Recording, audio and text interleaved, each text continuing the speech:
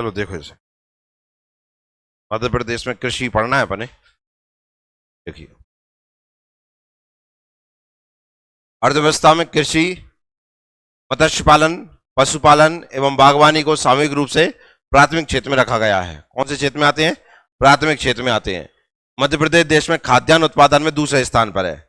जो कल मैंने आपको शिक्षा वो पढ़ा रहा था, स्वास्थ्य चीजें लिखाई थी मैंने आपको। मुझे लगता है लिखाने वाली चीजें याद अच्छे से हो गई होंगी, तो लिखते जाना, आप शॉर्ट नोट्स बन जाते हैं। ठीक, लिख लो इसको। तो मध्य प्रदेश देश में खाद्यान्न उत्पादन में दूसरे स्थान पर है। वर्ष 2022-23 में मध्य प्रदेश राज्य के सकल मूल्य वर्धन जीवीए में प्राथमिक क्षेत्र का योगदान 36.32% है। यह भी लिखना है आपको। प्राथमिक क्षेत्र में क्या आता है तो उसका योगदान कितना है। तो ये तीनों लाइनें इंपॉर्टेंट हो जाती हैं आपके। तो प्राथमिक क्षेत्र में आता है कृषि, मत्स्य पालन, पशुपालन, बागवानी। खाद्यान्न उत्पादन में हमारा स्थान दूसरा है। प्राथमिक क्षेत्र का जीवीए में जो योगदान है ग्रॉस वैल्यू एडेड में कितना है, 36.32% है 2022-23 के अनुसार। आगे देखिए, मध्य प्रदेश के जीएसडीपी में कृषि क्षेत्र में जिलों का योगदान छिंदवाड़ा का सबसे ज्यादा है 4.8, जबलपुर 4.6 और धार 3.8% है। मध्य प्रदेश के जीएसडीपी में कृषि क्षेत्र में जिलों का योगदान, ये जिलों का योगदान है, सबसे ज्यादा कौन योगदान कर रहा है? छिंदवाड़ा कितने परसेंट? 4.8। फिर कौन कर रहा है? जबलपुर 4.6, धार 3.8%। यह भी इंपॉर्टेंट लाइन है। वर्ष 2021-22 की अपेक्षा वर्ष 22-23 में प्राथमिक क्षेत्र की विकास दर 5.24% तथा फसल क्षेत्र में वृद्धि 5.46% रही है। 22-23 में प्राथमिक क्षेत्र जो है आपका, उसकी विकास दर कितनी रही है? 5.24%। और फसल क्षेत्र में वृद्धि कितनी रही है? 5.46%। ये वेरी वेरी इंपॉर्टेंट लाइन है। कुल क्रियाशील जनसंख्या में 69.6% कृषि कार्य में लगे हुए हैं। वेरी वेरी इंपॉर्टेंट है। जो क्रियाशील जनसंख्या है, जो काम करने वाली जनसंख्या है, में वृद्धों को शामिल नहीं किया जाता है, युवाओं को शामिल किया जाता है, जो काम करने वालों को। उनमें 69.6% कार्य में लगे हुए कृषि कार्य में। ऐसा कह सकते हैं मध्य प्रदेश एक कृषि प्रधान राज्य है।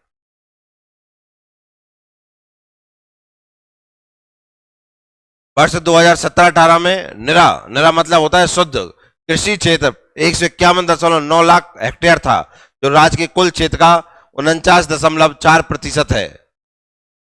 खैर ये कोई ज्यादा इंपॉर्टेंट नहीं है। मध्य प्रदेश में कृषि विकास दर 2019-20 में 11% है, जबकि 20-21 में 18.69% है। इसे लिख सकते हैं आप। अब आंकड़े और ज्यादा नहीं आए, इस कारण से अपन ये लिख लेंगे। 2019-20 में 11% और 20-21 में 18.96% रही। अब देखिए भूमि उपयोग को देखिए आप। राज्य में शुद्ध बोया गया क्षेत्र 2018-19 152.05 लाख हेक्टेयर था। कुल फसली क्षेत्र 109.10 लाख हेक्टेयर था तथा कुल बुआई क्षेत्र 261.15 लाख हेक्टेयर था। अब शुद्ध बोया गया क्षेत्र का मतलब क्या होता है? जिसमें फसल बोई जाती है। देखो, एक होता है क्षेत्र, ठीक है ना, एक होता है कृषि क्षेत्र, फिर होता है एक बोया गया क्षेत्र। जैसे आपके घर में जमीन है, क्या पूरी जमीन में ही खेती होती है? क्या नहीं होती ना, कुछ रह जाती है ना। तो जो रह जाती है वो खत्म है, ये तो कृषि वाली भूमि, तो कृषि क्षेत्र आ गया। पर बोया कितने पे बोया गया? तो बोया गया क्षेत्र कितना है? 152.05 लाख हेक्टेयर था। तो ये फसली मतलब सोयाबीन, गेहूं कह लो, दोनों प्रकार की फसलें हो गई, रबी और खरीफ।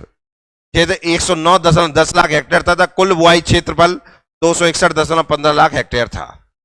ठीक है ना। कृषि योग्य भूमि में कुल प्रति भूमि 9.34 लाख हेक्टेयर है।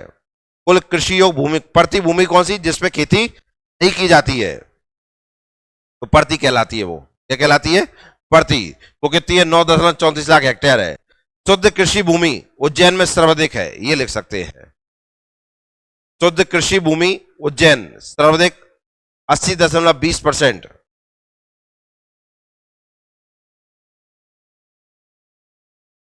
और मंडला में सबसे कम है 22.7%।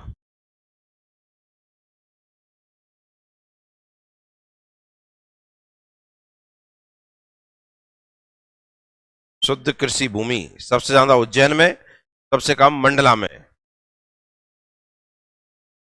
अब आगे देखिए, कृषित भूमि कल्टीवेटेड लैंड मतलब जिसमें खेती की जा रही है, वो देखिए वर्ष 1950-51 में वर्तमान मध्य प्रदेश शुद्ध कृषि भूमि कितनी थी?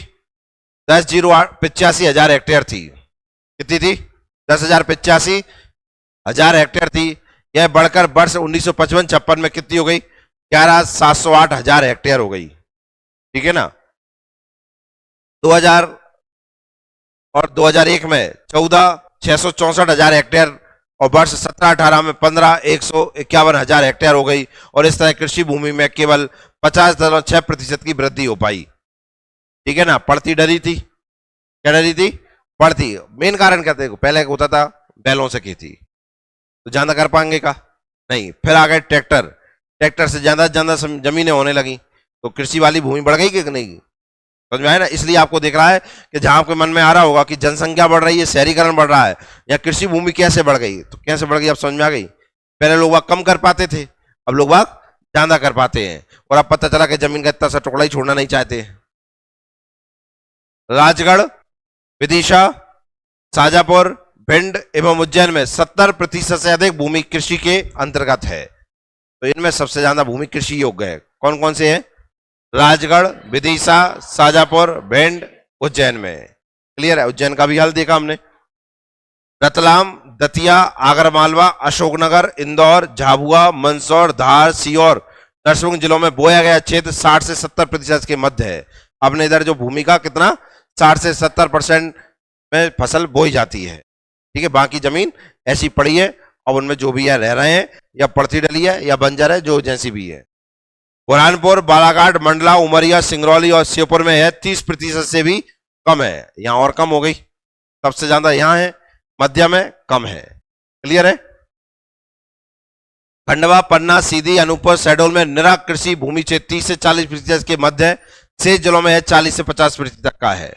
वर्ष 17-18 में है उमरिया में 22.2%, मंडला में 22.4% से लेकर शाजापुर में 81.4% और उज्जैन में 82.8% तक ये था कृषि वाला भूमि। खैर इन्हें याद नहीं रखना है, ठीक है ना। बस वो क्षेत्र शुरू में बताया, वो ध्यान रखना है।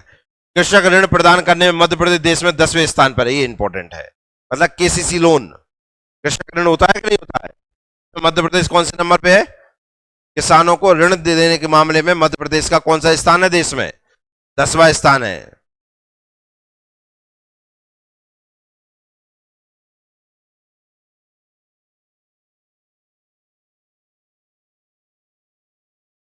आगे देखिए, शस्य गहनता, क्रॉपिंग इंटेंसिटी। निरा कृषि भूमि पर का कितना भाग एक से अधिक बार खेती के काम में लाया जाता है, उसे ही सैन्य गहनता या क्रॉपिंग डेंसिटी कहा जाता है। पहले तो इसकी परिभाषा याद रख लो, क्योंकि पेपर में ये शब्द का मीनिंग पूछेंगे आपसे। ये लिखी आएगी, ये आंसर लगाना पड़ेगा आपको। ठीक है ना। निरा कृषि भूमि, निरा मतलब शुद्ध, कृषित भूमि जहां केवल खेती कर ही रहे हैं आप वर्तमान में, उसके कितने भाग एक से अधिक बार खेती काम में लाया जाता है, उसे क्या कहते हैं? शस्य गहनता। आप जानते हैं अधिकतर हम दो खेती करते हैं, अधिकतर करते हैं, हमेशा नहीं करते हैं। कुछ अभी भी खेती कर रहे हैं, गर्मियों मूंग की फसल होती है कि नहीं, कुछ सब्जी भी कर रहे हैं, कर रहे हैं कि नहीं कर रहे हैं। तो गहनता कितनी है? तो देखिए, मध्य प्रदेश में 15,51,000 हेक्टेयर भूमि निरा फसल क्षेत्र के अंतर्गत आती है वर्तमान में। अभी हाल आपने देखा, कृषित भूमि कितनी है अपने यहाँ? पढ़ लो सबरे। जिसमें से 99-23,000 हेक्टेयर भूमि पर एक से अधिक बार खेती की जाती है। इस प्रकार कुल भूमि 25,114,000 हेक्टेयर है, जो निरा फसल के क्षेत्र का 165.3% है। तो गहन कसर कितनी है अपने यहाँ? 165.3। ये लिख सकते हैं बस इतना सा। ये परिभाषा लिखी, बराबर में ये लिख सकते हैं 165.3%।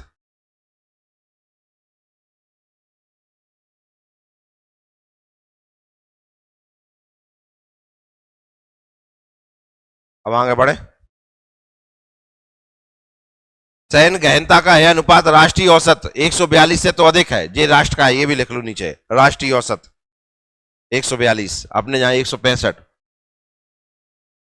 तो अधिक है, परंतु अनेक राज्यों जैसे 1 2 3 पंजाब, हिमाचल प्रदेश और हरियाणा की तुलना में बहुत कम है। सबसे ज्यादा कहां पर मिलेगा आपको? पंजाब में, ये भी लिख लीजिए। सैन्य गहनता सबसे ज्यादा कहां पर है? सैन्य गहनता पंजाब, फिर है हिमालय, फिर है हरियाणा।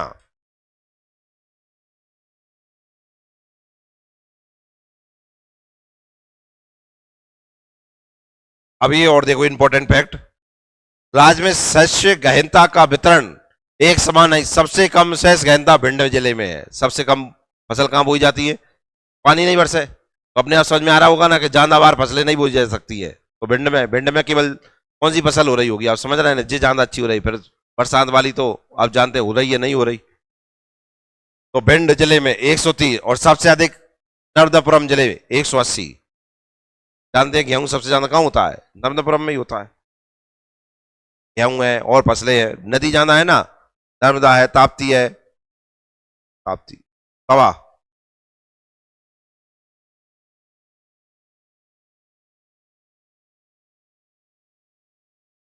देख लिया आपने? क्यों सही आना।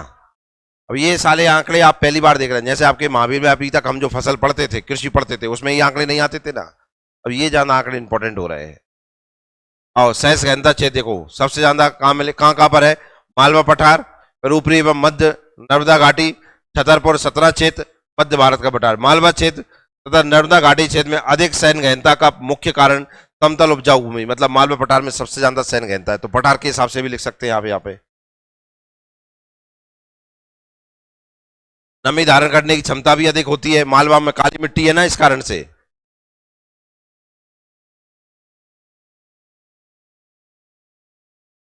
मध्य भारत में आप जानते ग्वालियर भिंडा जाते हैं,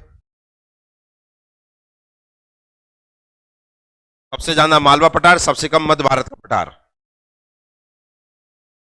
अब सिंचाई एवं उर्वरक देख लीजिए कैसे उपयोग कर रहे हैं सिंचाई एवं उर्वरक में हम पढ़े। वर्ष 50-51 में 470,000 हेक्टेयर कुल कृषित क्षेत्र का 4.4% सिंचाई की सुविधाएं उपलब्ध थी। देख लीजिए क्या हालत थी पहले हमारी। मतलब जब मध्य प्रदेश बना था तब हम कितने परसेंट पर सिंचाई करते थे? 4.5% पर। कितने पर? बड़े मध्यम तथा छोटे बांधों के निर्माण के कारण कुल सिंचाई क्षेत्र बढ़कर 17-18 में कितना हो गया? 11,394,000 हेक्टेयर, सीधा 4.4 से सीधा 45.5 हो गया। देख रहे हैं आप? इस प्रकार इस काल में 109.2 लाख हेक्टेयर अतिरिक्त भूमि पर सिंचाई बढ़ी है। ठीक है ना? तो लगभग कितने परसेंट पर सिंचाई की जा रही है? अभी भी बहुत कम है अपने इधर, क्योंकि अभी भी अब कृषि प्रधान मध्य प्रदेश तो है, लेकिन अभी भी ये कृषि यहाँ की काय पे डिपेंड है? काय पे? बारिश पे। सिंचाई पे कितनी है? आधी सिंचाई पे और आधी। जब तक ये क्षेत्र बढ़ेगा नहीं तब तक आप जानते हैं ना कृषि में और ज्यादा विकास होगा नहीं, क्योंकि इस पर निर्भरता कम हो और इस पर निर्भरता ज्यादा हो, नदियों सिंचाई साधनों पे, तब जाके किसान संतुष्ट होगा। नहीं तो अभी भी किसान काय पे डिपेंड है? मध्य प्रदेश के किसानों को भगवान के हाथ जोड़ते ही देखा होगा, हे भगवान फसल अच्छी। यही सुना है कि नहीं? कारण क्या है इसका? वो काय पे निर्भर है? सिंचाई के लिए काय पे है? बारिश पे है। वर्ष 17-18 कुल कृषित भूमि के केवल 45.5% की सिंचाई की गई, जबकि देश में औसत कितना है? ये भी लिख सकते हैं। मध्य प्रदेश का कितना है? 45.5 और देश का कितना है? 48.5। तो दोनों औसत आ गए आपके सामने, मध्य प्रदेश का भी और देश का भी।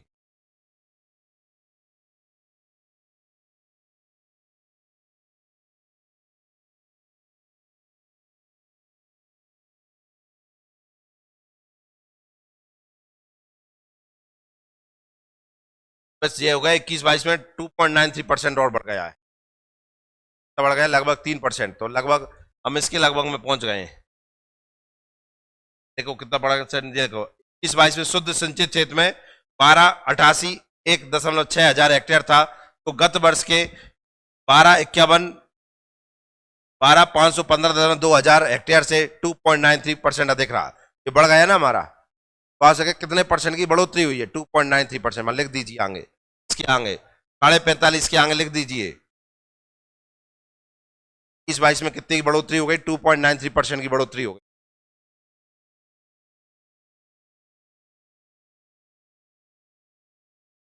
अब हमारे इधर देखिए खाद बीज का क्या हाल है। देखो वर्ष 16-17 में कब है राज्य में प्रति हेक्टेयर 79.7 किलोग्राम उर्वरकों का प्रयोग किया गया। पढ़िए एक बार और, प्रति हेक्टेयर। एक हेक्टेयर में कितना? हेलो, एक हेक्टेयर कितने बराबर होता है? जब पूछा एक हेक्टेयर कितने के, लगभग 5 बीघा के। कितने के? उसमें कितना डरता था?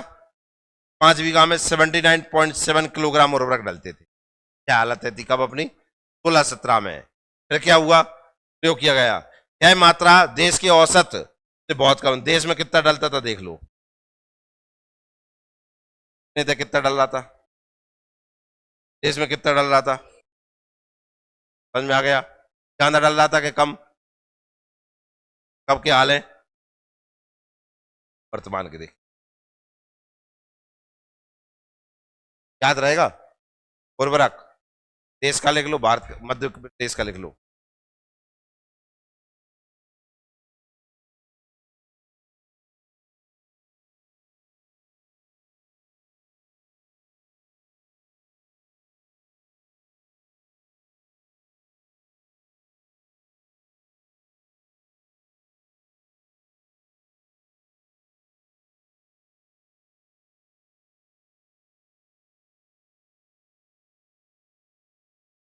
आगे देखिए, कृषि भूजोत एग्रीकल्चर लैंड होल्डिंग देखिए, कितनी जमीन हम रखे हैं कृषि करने के लिए, तो कितनी कर रहे हैं वो आपने देख ही ली है।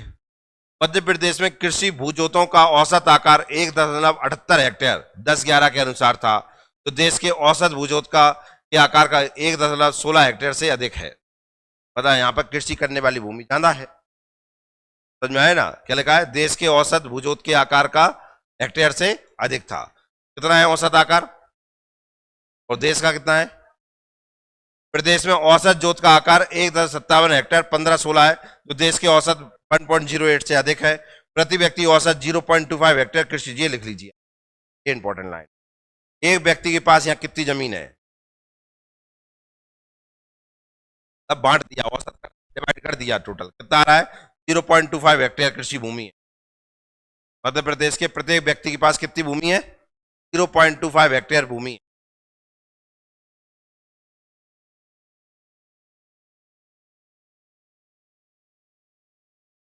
अब 3 आंकड़े हैं अपने पास, देखो इधर, ये छात्रों इधर 10-11 में कितना था मध्य प्रदेश में?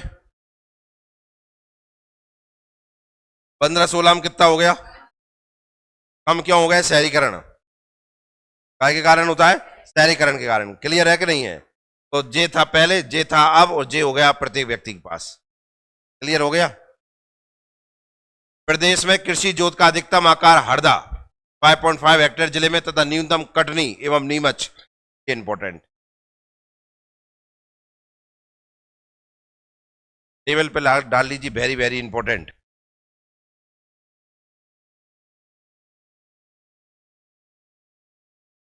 प्रदेश में कृषि जोत का अधिकतम आकार कहां पर है? हरदा में। मतलब हरदा में किसानों के पास कृषि भूमि ज्यादा है। होशंगाबाद हरदा में आप देख भी रहे हैं कि फसल अच्छी भी होती है, तो यहाँ जमीनें ज्यादा होगी शायद। नहीं, अच्छी कहां से? अच्छी के लाने जमीनें ज्यादा का मतलब नहीं है। ये कह रहा हूं कि यहाँ पे हरदा में जमीन ज्यादा है, ठीक है ना? और फसल अच्छी इसलिए हो जाती है क्योंकि वहां नदियां ज्यादा है। न्यूनतम कटनी एवं नीमच।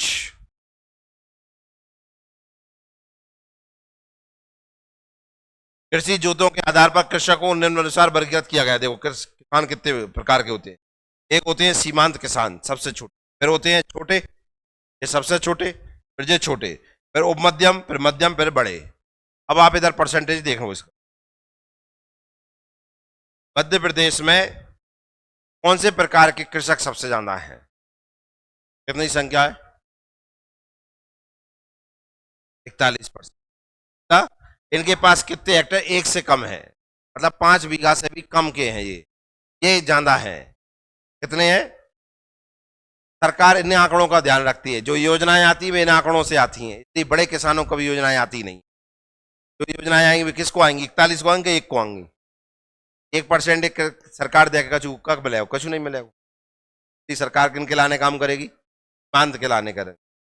मध्य प्रदेश में सीमांत किसानों की संख्या कितनी है? और सीमांत किसान किसे कहते हैं, ये पेपर में का क्वेश्चन है। जिनके पास 1 हेक्टेयर से भी कम भूमि होती। और बड़े किसान किसे कहते हैं? जिनके पास 10 हेक्टेयर से, 10 हेक्टेयर लगभग 50 बीघा से ऊपर। कितनी? 50 बीघा से ऊपर है। ऐसे मध्य प्रदेश में किसानों की संख्या केवल 1% है। कितनी है? 1%। क्लियर हो गया? समझ में आ गया? पहले पढ़ रहा है जी। अब कृषि श्रमिक देख लीजिए, अब कितने वर्कर हैं। जिनके घर में खेती है वे सबरे वर्कर हैं। कितने मिलेंगे वो देखो। जनगणना 11 के अनुसार देश में कुल कृषि श्रमों की संख्या 1443.2 लाख है, जिसमें से 121.9 लाख कृषि श्रमिक मध्य प्रदेश में है। क्या लिख लीजिए। टोटल पूरे भारत में कितने हैं? 1443.2 लाख, जिसमें से मध्य प्रदेश में कितने हैं? 129 लाख कृषि श्रमिक हैं।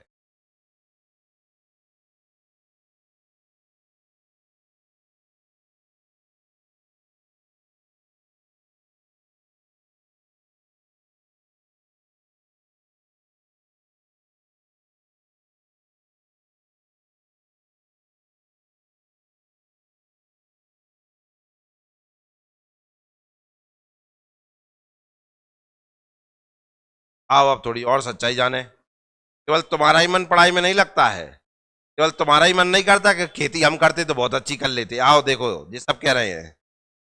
कुल श्रमिकों की संख्या कृषि में 2001 में कितनी थी? पढ़ो। 25 से शुरुआत हो रही है। कहां शुरुआत हो रही? और 11 में 31 पे आ गई। बड़े हैं श्रमिक के, कम है? बड़े हैं। मतलब ये तुम समझ रहे, इन्हें कुछ नहीं किया है। क्या कर वे गए? हम करेंगे खेती क्योंकि हम कर लेते हैं अच्छे से। बन गए कौन? श्रमिक। बनाने मतलब इनके माता पिता इन्हें कर्मचारी और अधिकारी बना रहे थे, लेकिन जी का बने परिवार टूट रहे हैं, कृषि पे डिपेंडेंट ज्यादा हो रहे हैं। ठीक है ना? ये हालत हो रही है। मतलब आप समझ लें, आगे बढ़ गए तो कम होने चाहिए, ये तो बढ़ गए। केवल तुम्हारा ही मन पढ़ाई में नहीं लग रहा और इनको भी नहीं लग रहा है ना, कोई घबराने की जरूरत नहीं है, तुम जैसे बहुत हैंगे। आंकड़े देखो क्या लिखे हैं। मध्य प्रदेश में कृषि के हाल है। कृषक वर्ष 2001 में कितने थे? 42.8। 11 हम कितने हो गए?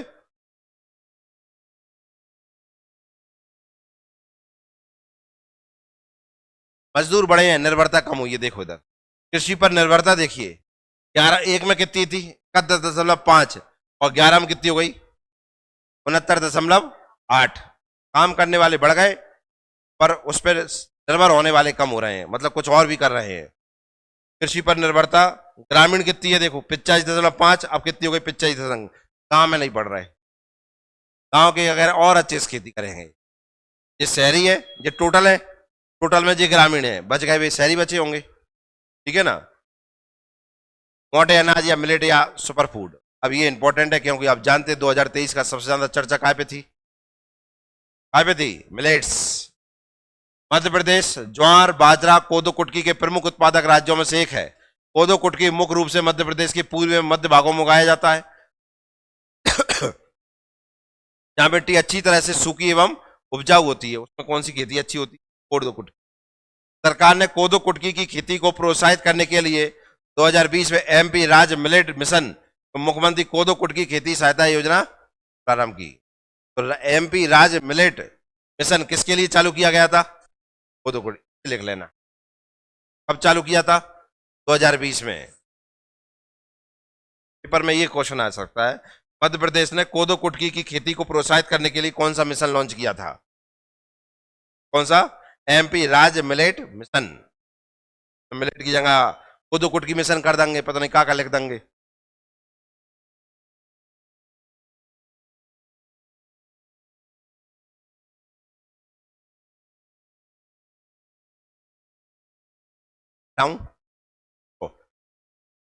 वर्ष 21-22 के दौरान मोटे अनाज का उत्पादन मध्य प्रदेश में 2.17 लाख किलोग्राम प्रति हेक्टेयर था। 22-23 में 1253,55 टन रहा, जिसमें ज्वार का उत्पादन 169,46 हजार टन, बाजरा इतना और कुटकी का इतना। नहीं पढ़ना कोई का कितना, तुम इतना ध्यान रखो। 21-22 में मोटा अनाज कितना हो रहा था, पढ़ो इसे, 2.17 लाख किलोग्राम प्रति, और 22-23 में कितना हो गया, नहीं पढ़ पा रहा है, 1253,55 हजार टन। ये टन है, जो किलोग्राम में है ना, तो इसलिए अंतर ऐसा दिख रहा, नहीं तो भैया बहरा जाओ तुम, देखो कहां से कहां। पुष्प एवं प्रमुख औषधीय पौधों का उत्पादन एवं क्षेत्र देखिए। पौधे होते हैं, औषधि होती है, बागवानी फसल कहलाती है। कौन सी? प्रदेश का पुष्प उत्पादन में देश में चौथा स्थान है, लिख लो पहले। उत्पादन में कौन से नंबर पे हम, क्या तो लिख करे यार मेरे संग यार, चौथे स्थान पर हैं।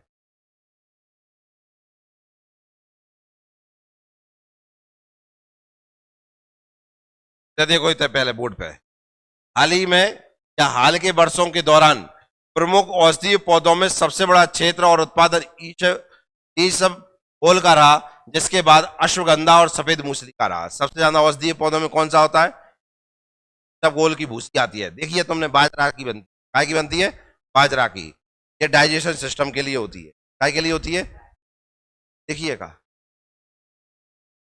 करूं नहीं, देख है ना, बाजरा देखा है ना, की बनती है, रेशेदार होता है कि क्या औषधि है, नुकसान तो होता नहीं है, पेट में जाएगी, फाइबर देती है, और फाइबर से हमारा डाइजेशन अच्छा होता है। जितना ज्यादा फाइबर होता है कि ज्यादा खा लो ना, लूज मोशन हो जाए इससे, इतना ज्यादा पेट के लिए लाभदायक होती है, शरीर के लिए देशी होती है।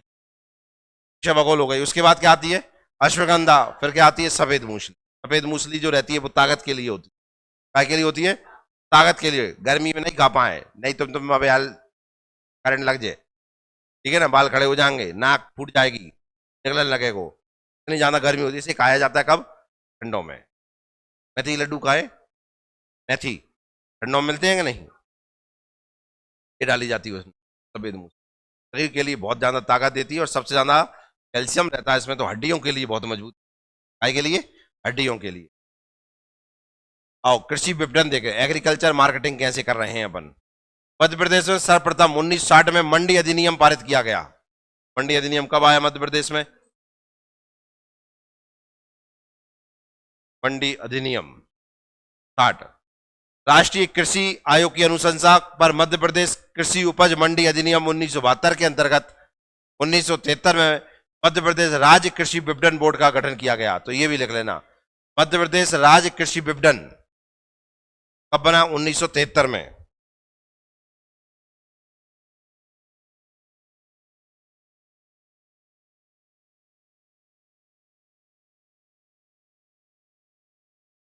क्लियर है?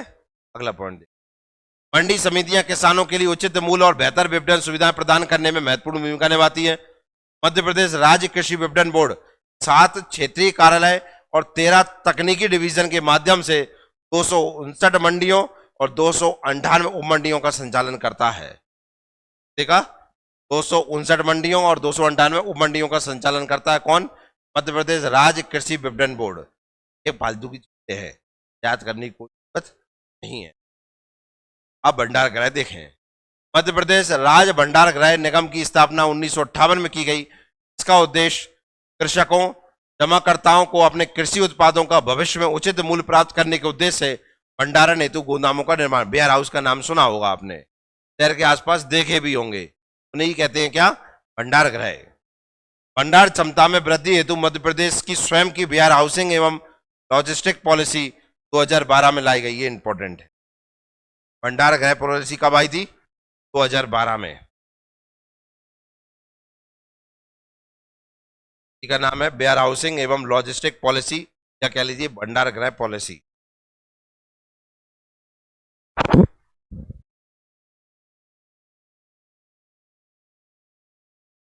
दो 2012 में आई थी लालो। मध्य प्रदेश इस पॉलिसी को लागू करने वाला भारत का प्रथम राज्य था। अगला इंपॉर्टेंट पॉइंट,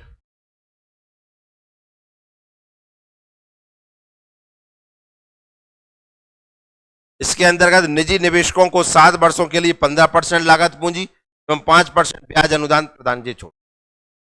जैसे क्या है कि जो आपको अभी दे रहे हैं हम, पूरा नया आंकड़ा, नया डाटा है पूरा का पूरा, लेटेस्ट पूरा, तो आप इस पे ज्यादा प्राथमिकता देना, ठीक है ना। सारी चीजें आपकी, सारी टेंशनें खत्म हो जाती हैं, इसमें सारी सूचियां हैं, ठीक है ना, सबको जोड़ दिया है इसमें, और नहीं जोड़ा वो मैं बोल के लिखवाऊंगा आपको। देखिए पशुधन एवं डेयरी देखें, बहुत बढ़िया, शाबाश। पशुधन एवं डेयरी विकास, मध्य प्रदेश गोपालन एवं पशुधन संवर्धन बोर्ड का गठन कब किया गया? 19 अक्टूबर 2004 को किया गया। पशुधन आबादी में सर्वाधिक वृद्धि वाले राज्यों में मध्य प्रदेश चौथे स्थान पर है, तो एक आंकड़ा ये लिख सकते हैं आप। पशुधन आबादी में सर्वाधिक वृद्धि वाले राज्यों में मध्य प्रदेश चौथे स्थान पर है। बकरी प्रजनन एवं शोध केंद्र इंदौर में है।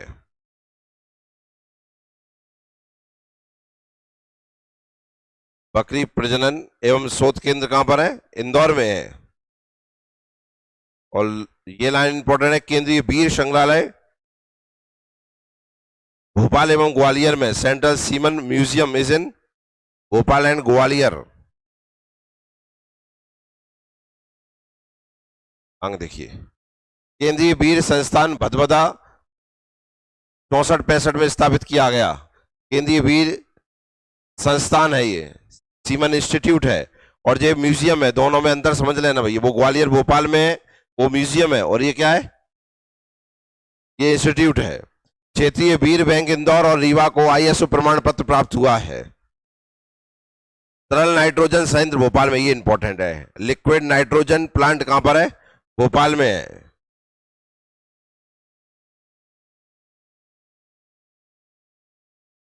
Liquid nitrogen plant is in Bhopal. Madhya Pradesh में खरगोन से गो एम्बुलेंस सेवा प्रारंभ की गई। एक इंपॉर्टेंट ये हो सकता है, गो सेवा प्रारंभ हुई है मध्य प्रदेश में। कहां से स्टार्ट हुई है? कहां से? खरगोन से स्टार्ट हुई गो एम्बुलेंस, ठीक है ना।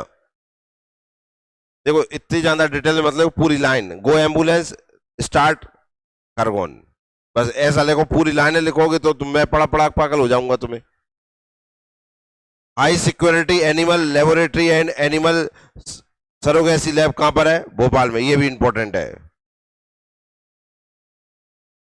High security animal laboratory and animal surrogacy lab in Bhopal.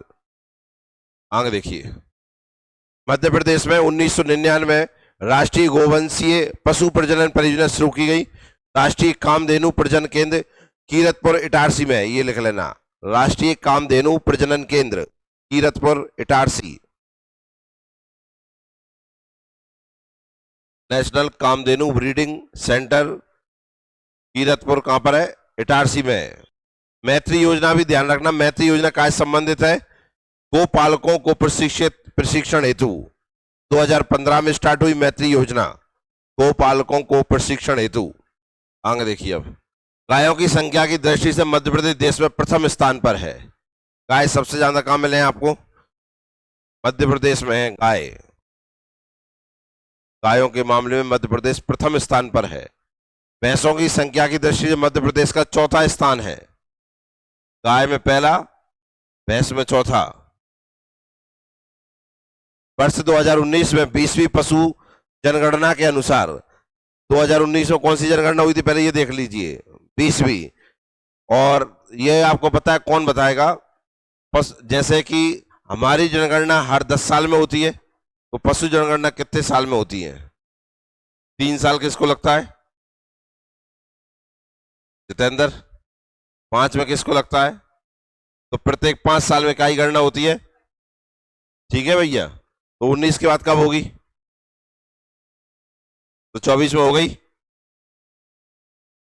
तो अभी आंकड़े क्या के ध्यान रखने पड़ेंगे। तो आ जाओ, तो फिर वर्ष 2019 में 20वीं पशु जनगणना के अनुसार राज्यों में कुल पशुओं की संख्या 4.06 करोड़ है, जबकि 19वीं जनगणना में पशुओं की कुल संख्या 3.6 करोड़ थी, मतलब बढ़ गए पशु, ठीक है ना। पशुओं की संख्या में मध्य प्रदेश में वृद्धि हुई है, ये ध्यान में रखना, आप बस लिखना कुछ नहीं है। इस पशु गणना के अनुसार मध्य प्रदेश, उत्तर प्रदेश और राजस्थान के बाद तीसरे स्थान पर है। ये इंपॉर्टेंट है। पशुओं की संख्या में मध्य प्रदेश की पोजीशन क्या है? तीसरी पोजीशन है। पहले पे मिलेगा आपको उत्तर प्रदेश, दूसरे पर राजस्थान और तीसरे पर एमपी।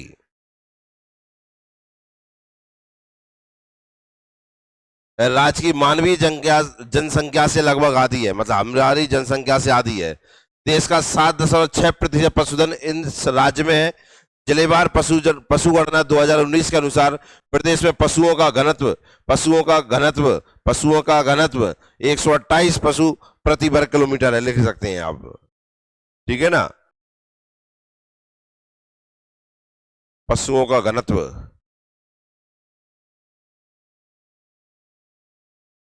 मध्य प्रदेश में पशुओं का घनत्व कितना है? 128 पशु पर किलोमीटर पर। कौन बताएगा जनसंख्या घनत्व कितना है मध्य प्रदेश का? तो देखिए पशुओं का घनत्व कितना है? 128 पशु प्रति वर्ग किलोमीटर है। झाबुआ में सर्वाधिक पशु घनत्व 321, जबकि मंडला में सबसे कम 60। लिख लीजिए इसको। तो मध्य प्रदेश का पशु घनत्व कितना है? 100। और झाबुआ मतलब सबसे ज्यादा कहां पर है घनत्व कितना है? और सबसे कम कितना? अजित सब लाइन से लिख लो अच्छे से, है ना। आगे देखिए, 4 गांवों का क्षेत्रफल सिकुड़कर 13,37,000 हेक्टेयर, कुल क्षेत्रफल का 4.4% रह गया है। 4 गांवों का समझते हैं मतलब क्या होता है? इन्हें हम घास का मैदान, ग्रास फील्ड भी कहते हैं, ठीक है ना। अब जानते हैं अब आबादी बढ़ रही है और क्या कहते हैं, जिनके पास जमीनें नहीं है उनको पट्टे दे दिए जाते हैं। खाली पड़ी जमीन में ही चारागाह विकसित होते हैं, तो इसलिए चारागाह क्या होंगे? हमेशा कम होंगे। तो मध्य प्रदेश में कुल क्षेत्रफल का कितना है? 4.4। इस क्षेत्रफल को लिख लीजिए, परसेंट को 4.4%। कुल पशुधन में गोवंशीय पशु आधे से कम 46.1% है। पशु गणना 2012-19 के बीच गोवंशी पशुओं में बैलों की संख्या तेजी से घटी है, जबकि गायों की संख्या काफी बढ़ी है। आप जानते हैं बैलों का कोई उपयोग नहीं है। पहले खेती होती थी बैलों से, अब उनका उपयोग नहीं है, काम खत्म है। भैंस वंशीय जानवरों की संख्या कुल पशुधन की 1/5 25.4% है। इसमें भी मादा भैंस की संख्या अधिक है। भैंसा भसा बहुत कम जनसंख्या में है। भैंस का पालन मुख्य रूप से दूध के लिए किया जाता है, क्योंकि इनकी दूध देने की क्षमता गायों से अधिक होती है। इनका आहार भी अधिक होता है। लिखोगे? मुझे नहीं लगा ये समझदार हो।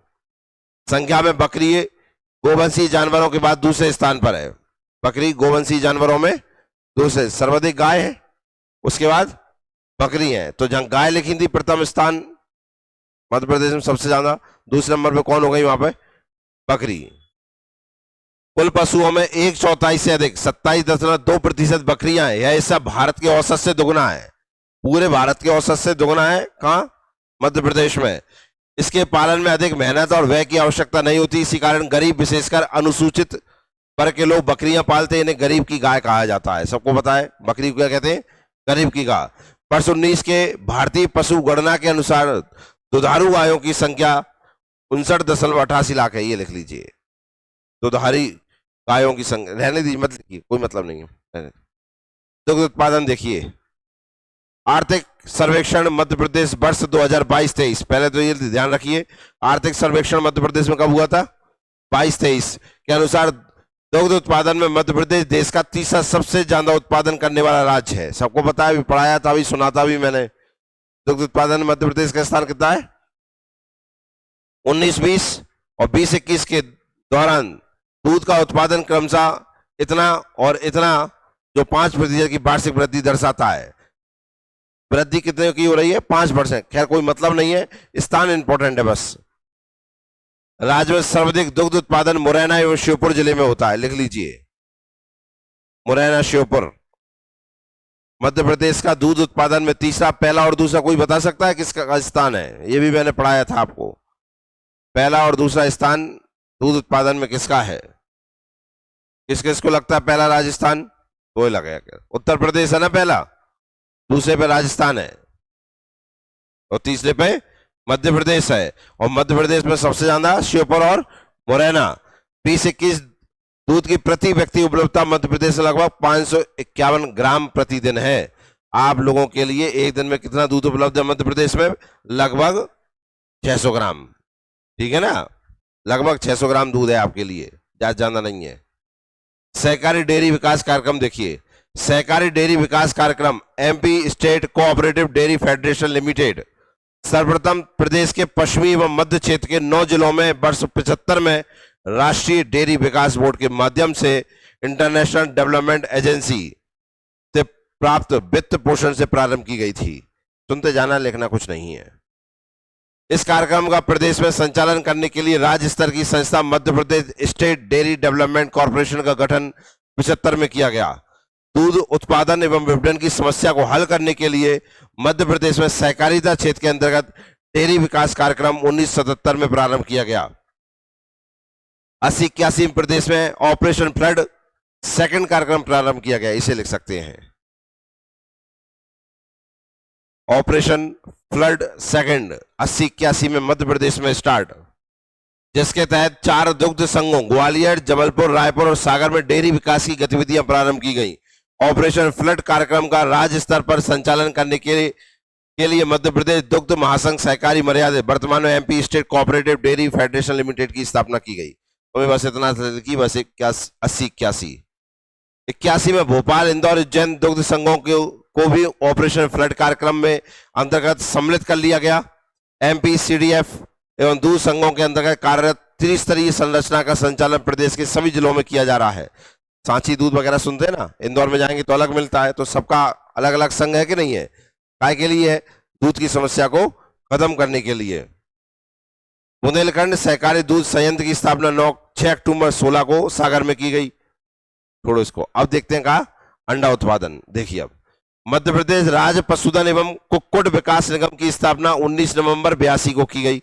इसका उद्देश्य पशु तथा कुक्कुट का पालन पोषण, इसके उत्पादन का संग्रहण, विपणन, संरक्षण, प्रबंधन तथा विकास करना है। तो अंडा में केवल अंडा नहीं आता, क्या आता है? कुक्कुट विकास भी आता है, लिख रहा है ना इसमें कुक्कुट, अभी तो आएगा। 22-23 के अनुसार 21 में कुल अंडे का उत्पादन लगभग 26,516 लाख रहा, जिसमें 19-20 की तुलना में 11% की वृद्धि हुई। कितने की? 20-21 के दौरान प्रति व्यक्ति उपलब्धता लगभग 32 अंडे प्रति वर्ष रही है। एक वर्ष में कितने अंडा मिलेंगे तुम्हें? 32। एक वर्ष में कितने अंडा? 32 प्रति वर्ष। मांस उत्पादन, तो इसमें कितने परसेंट अंडा उत्पादन मध्य प्रदेश में कितने परसेंट की वृद्धि है? 11%। देख लेना, 11% की वृद्धि। ऐसे मांस उत्पादन में भी 9% की वृद्धि हुई है, 9%। और आपके लिए प्रति वर्ष उपलब्धता 1.5 किलो प्रति वर्ष है। ठीक है, 1.5 किलो मांस रोज मतलब एक वर्ष में मिलेगा आपको। ठीक है ना, किसी को दिक्कत तो नहीं है, ज्यादा तो नहीं चाहिए। 1.5 किलो 1.40 किलो प्रति वर्ष है। ठीक है ना। रानीखेत बीमारी का संबंध पक्षियों एवं मुर्गी से है, जानते ही होंगे आप, नहीं जाने हो? पता नहीं है, पढ़ाया तो है मैंने, लिख लो तो। रानीखेत बीमारी का संबंध किससे है? पक्षियों एवं मुर्गी से है।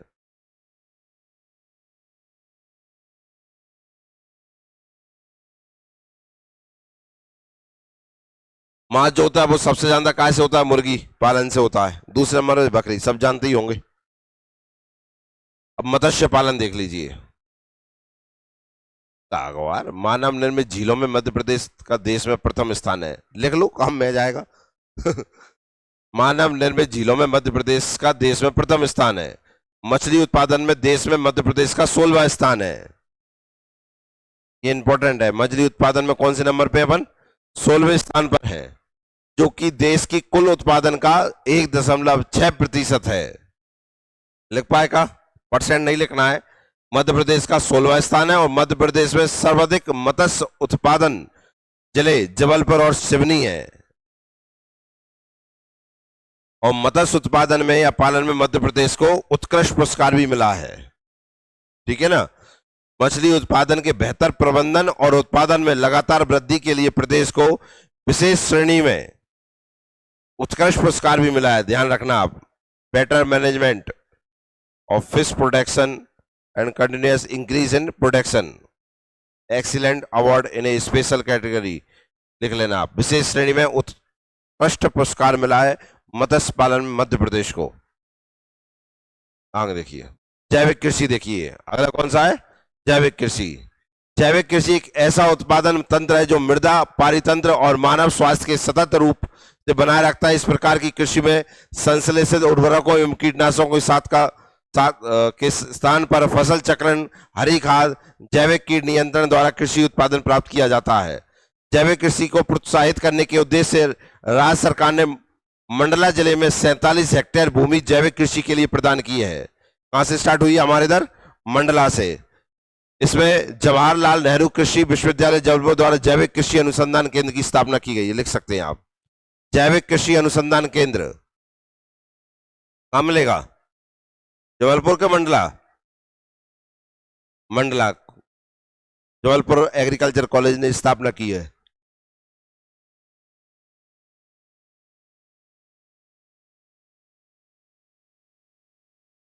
नीचे वाली लाइन भी इंपॉर्टेंट देखिए, देश के सभी राज्यों की तुलना में मध्य प्रदेश में सर्वाधिक क्षेत्रफल पर जैविक कृषि की जाती है। क्षेत्रफल के मामले में, जैविक कृषि के क्षेत्रफल के मामले में मध्य प्रदेश पहले स्थान पर है भैया।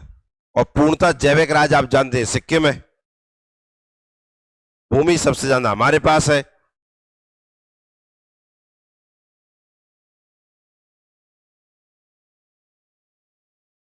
लिख पाएगा,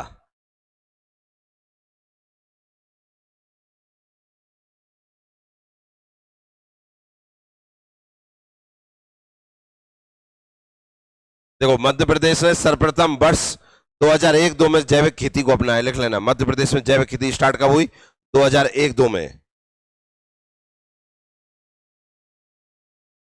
और एक और इंपॉर्टेंट जस्ट नीचे, प्रत्येक जिले के विकास खंड के किसी एक गांव को जैविक गांव का नाम दिया गया है। क्या लिखोगे जहां में, मत लिखो। 2005 तक प्रत्येक विकास खंड में 5-5 गांव जैविक खेती से जोड़े गए। मध्य प्रदेश देश का जैविक खेती करने वाला अग्रिम राज्य है, जहां 40% जैविक खेती होती है। तो लिख लेना 40% जैविक खेती।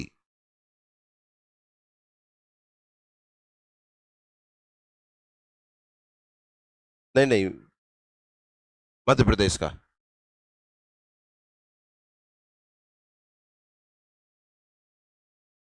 मध्य प्रदेश में जो खेती होती है उसका 40% कहां से उत्पादन होता है, जैविक से। भारत की पहली जैविक खेती इकाई कहां स्थापित की गई, इंदौर में, इसे लिख सकते हैं। India first organic farming unit कहां पर स्थापित की गई, इंदौर में।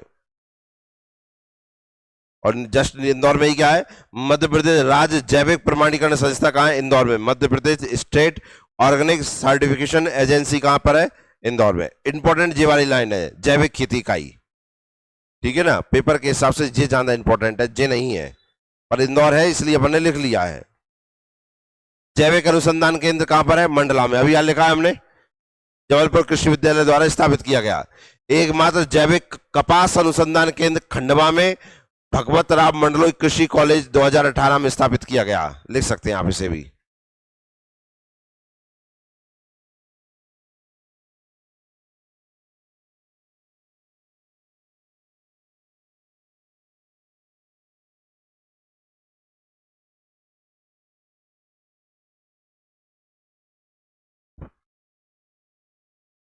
देख लिया, मध्य प्रदेश की जैविक कृषि नीति 2011, प्रारंभ 2 जुलाई 2011। नोडल विभाग किसान कल्याण तथा कृषि विकास विभाग मध्य प्रदेश शासन। उद्देश्य जैविक कृषि को बढ़ावा देना एवं जैविक कृषि हेतु भूमि क्षेत्रों का चयन करना। आप लिखिए, मध्य प्रदेश की जैविक कृषि नीति 2011 स्टार्ट कब हुई, 2 जुलाई 2011।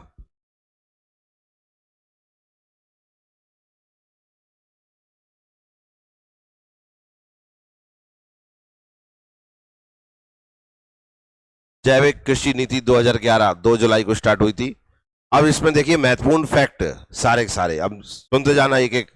मध्य प्रदेश को 11 कृषि जलवायु क्षेत्र तथा 5 फसल क्षेत्रों में विभाजित किया गया है। मुझे लगता है ये पढ़ा होगा आपने। कितने में, 11 कृषि जलवायु क्षेत्र और 5 फसल क्षेत्रों में विभाजित किया गया है। अब जानते हैं ऐसा कैसा पेपर में पूछ लेते हैं, ठीक है ना। और ये मेंस में 2 नंबर का क्वेश्चन भी है आपका।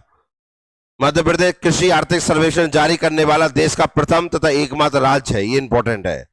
मध्य प्रदेश कृषि आर्थिक सर्वेक्षण जारी करने वाला देश का प्रथम और एकमात्र राज्य है। ना कोई कर पाया है, और करेंगे तो सबसे पहले हम ही करेंगे, तो हम ही पहले पे हैं।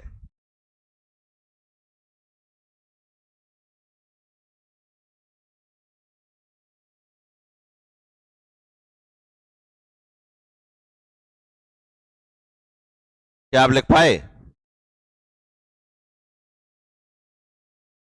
प्रथम आर्थिक सर्वेक्षण वर्ष 2012 में जारी किया गया था, यह भी इंपॉर्टेंट है। कृषि सर्वेक्षण जो स्टार्ट हुई वो कब हुई थी? 2012 में सबसे पहले मध्य प्रदेश ने स्टार्ट किया था। कृषि आर्थिक सर्वेक्षण स्टार्ट मध्य प्रदेश में कब हुआ? 2012 में, ठीक है ना, प्रथम और एकमात्र। 12-13 से बजट में कृषि का अलग खंड प्रकाशित किया जा रहा है। कब से? 12-13 से कृषि के लिए अलग से बातें करी जाती हैं। वर्ष 23-24 के लिए कृषि बजट 23-24, ये इंपॉर्टेंट है, ठीक है ना। वर्ष 2023-24 के लिए कृषि बजट कितना है देख लीजिए, 53,964.80 करोड़ रुपए प्रदान किया गया।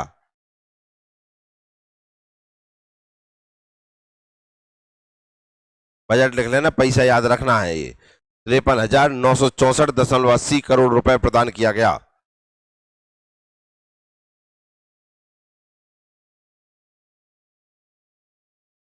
मध्य प्रदेश में कृषि विभाग का नाम बदलकर किसान कल्याण एवं कृषि विभाग किया गया है। पहले क्या था? कृषि विभाग, अब क्या हो गया? किसान कल्याण एवं कृषि विभाग। मध्य प्रदेश राज्य बीज एवं फार्म विकास निगम की स्थापना 80 को की गई, जिसका उद्देश्य कृषकों को उन्नत किस्म के बीज उपलब्ध कराना है। 1980 में बीज प्रमाणन संस्था का गठन किया गया। कृषि उद्योग निगम वर्ष 69-70 में स्थापित किया गया। लघु कृषक विकास अधिकरण की स्थापना 71 में की गई। मध्य प्रदेश भूमि विकास बोर्ड की स्थापना 1977 में की गई, इसे लिख लीजिए, भूमि विकास बोर्ड की स्थापना 1977 में की गई।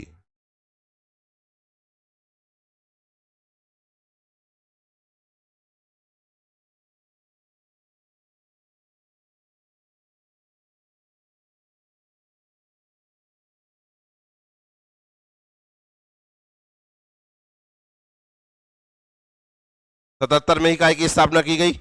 राज्य कृषि विकास निगम भोपाल में, लिख लीजिए इसको भी, राज्य कृषि विकास निगम।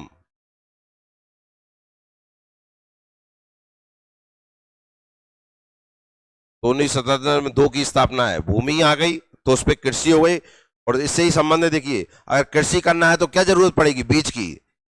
कृषि की सोचेंगे तो बीज लाना पड़ेगा, तो फिर बीज आया, बीज विकास निगम भोपाल में स्थापना 80 में की गई। पहले भूमि आई, फिर कृषि आई, फिर बीज आया।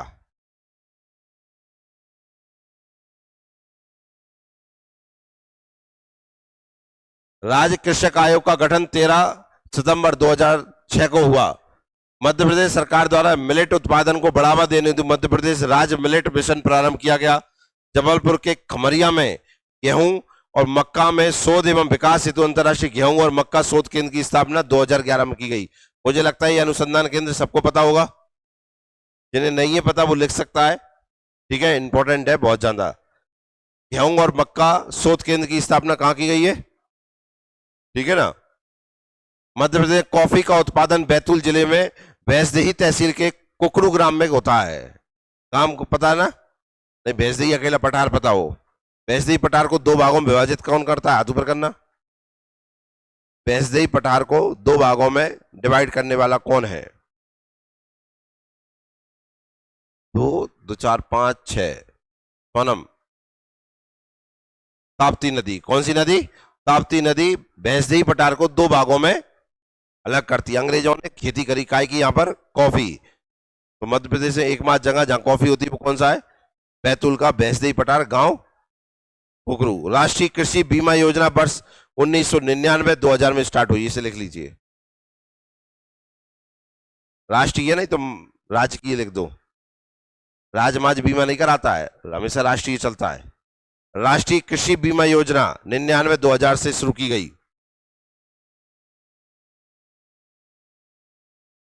देख पाएगा? आगे देखो, एशिया का सबसे बड़ा सहकारी बकरी दूध पनीर प्रोसेसिंग प्लांट पालनपुर खजुराहो में वर्ष 2016 में स्थापित किया गया है।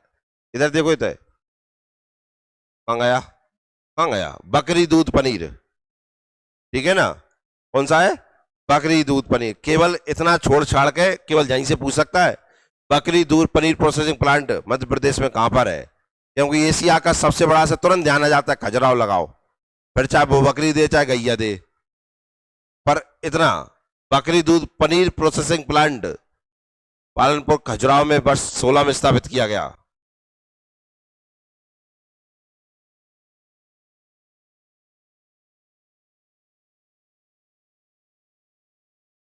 देख पाएगा? आगे देखो, एशिया का सबसे बड़ा दलहन फसल तकनीकी और दूधगामी प्रसार केंद्र सीहोर में, मुझे लगता है ये भी याद होगा, दलहन एशिया का सबसे बड़ा दलहन सोच के, और आप जानते हैं दलहन में मध्य प्रदेश प्रथम स्थान पर रहता है, ठीक है ना। कुल फल उत्पादन में प्रदेश का स्थान देश में 7वां, अमरूद में दूसरा, लिख सकते हैं। कुल फल में कौन से स्थान पर है? 7वें में।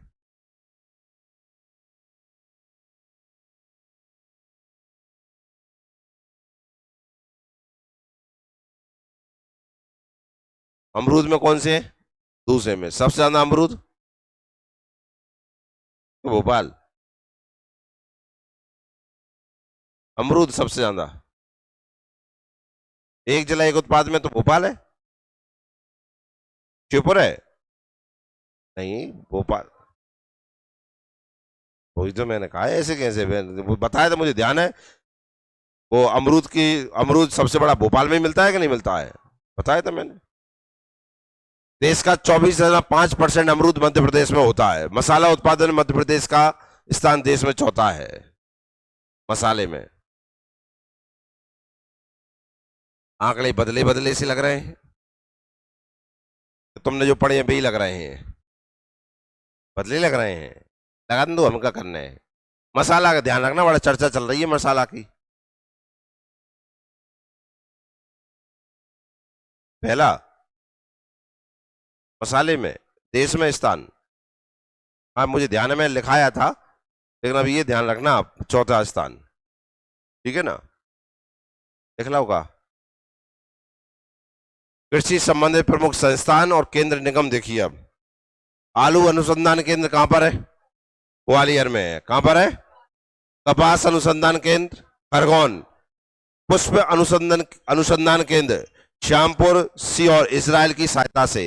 ये आपकी शायद किताब में नहीं लिख रहा है, इसे लिख ली, बाकी जो किताब में लिख रहे हैं उन्हें नहीं लिखाएंगे अपन। पुष्प अनुसंधान केंद्र flower research centre Shyampur Sehore.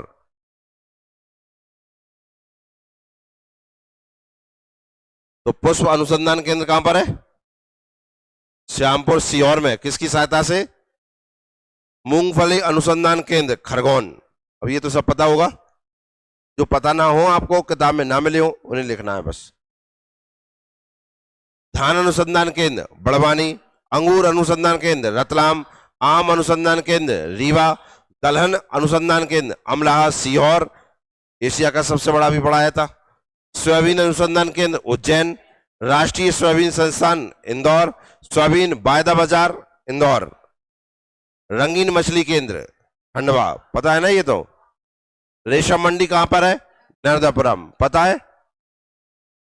जैव विविधता board Bhopal, agro plastic park Ashoknagar, masala park पुनः तितली पार्क, बांस पार्क नवलखा इंदौर। कहां पर है? दिखाया है मैंने आपको, ध्यान होगा। तो ये क्लियर हो गए? कोई ऐसा जो ना पढ़ा हो? भैया अपने पड़ोसी की देख के ना सोचें, अपना देख के सोचें, ठीक है ना, क्योंकि पता नहीं कौन ने कहां से पढ़ लिया और हमें दे रहा हो। तुमने जिस किताब में पढ़ रखा है उसमें अगर वो चीज लिख रही है तो ठीक है, नहीं तो तुरंत नोट डाउन कर लें, ठीक है ना। इकोलॉजिकल पार्क भोपाल, अंतर्राष्ट्रीय हर्बल पार्क, जूलॉजिकल पार्क, कृषि अभियांत्रिकी संयंत्र अपने भोपाल में मिलेंगे जी।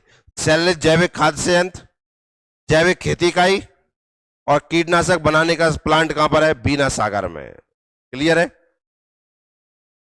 कीटनाशक का पता था? पढ़ रखा है आपने? तुमने सब पढ़ रखा है, जाए ध्यान रखना जूलॉजिकल पार्क को। कौन से को? ठीक है ना, ये पेपर के हिसाब से इंपॉर्टेंट है। जूलॉजिकल पार्क कहां पर है? भोपाल में। एक जी मैंने बता दिया था, जैविक खेती इकाई ठीक है, और एक इंपॉर्टेंट सेल रिच जैविक खाद्य संयंत्र कहाँ मिलेगा? भोपाल में। क्लियर हो गया? पेपर में ना आए तो कहाँ आंसर लगाना है? भोपाल तो लगाना ही है।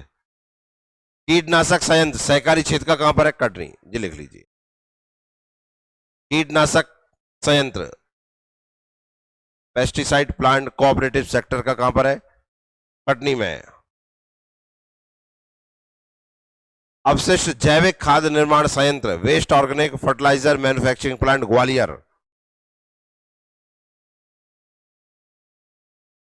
अपशिष्ट प्रबंधन संस्थान तो भोपाल में देखने को मिल जाता है, या अपशिष्ट खाद्य निर्माण संयंत्र भोपाल में मिल जाता है। जैविक लिख रहा है, ये ध्यान रखना। क्या लिख रहा है? जैविक।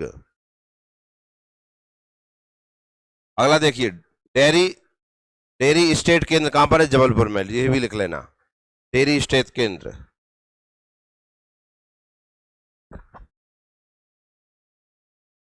नेक्स्ट पढ़ाई होगा चारा वाला, तो पढ़ाया है आप लोगों को मैंने। चारा निर्माण केंद्र कहां पर है? धार में।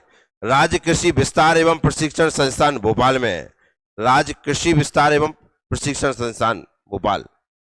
आओ अगला देखिए अब, फल एवं सब्जी परिरक्षण प्रशिक्षण केंद्र महिलाओं के लिए कहां पर है? इंदौर में। मुझे लगता है ये पता नहीं होगा। फल एवं सब्जी परिरक्षण प्रशिक्षण केंद्र कहां पर मिलेगा? केवल महिलाओं के लिए।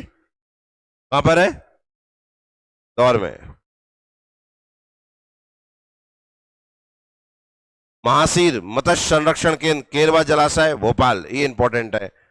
महाशीर नाम सुना है आपने? कौन है महाशीर? और क्या फैक्ट है इससे? फैक्ट का है? नहीं है पता? ऑन दो। Indian institute of soil science कहां पर है? भोपाल में। इंडियन, ये भी आप पहली बार पढ़ रहे होंगे शायद, Indian institute of soil science मिट्टी विज्ञान Bhopal.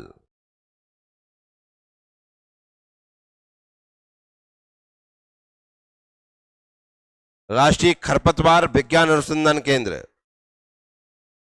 Weed science research centre कहां पर है? जबलपुर में।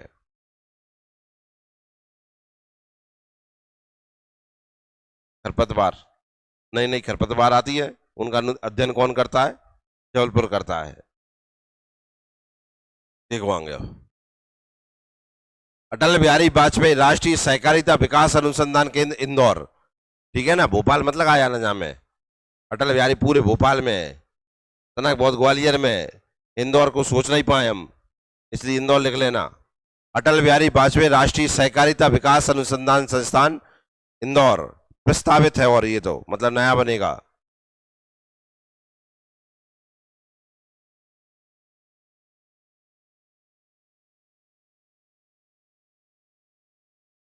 ये तीन पढ़ाई था मैंने। निगम उद्यान की महाविद्यालय जवाहरलाल नेहरू कृषि विश्वविद्यालय पहला है। राजमाता विजय राजे कृषि विश्वविद्यालय ग्वालियर। भगवंत राम मंडलोई कृषि महाविद्यालय खंडवा में है। दी एंड है, फिर कृषि खत्म।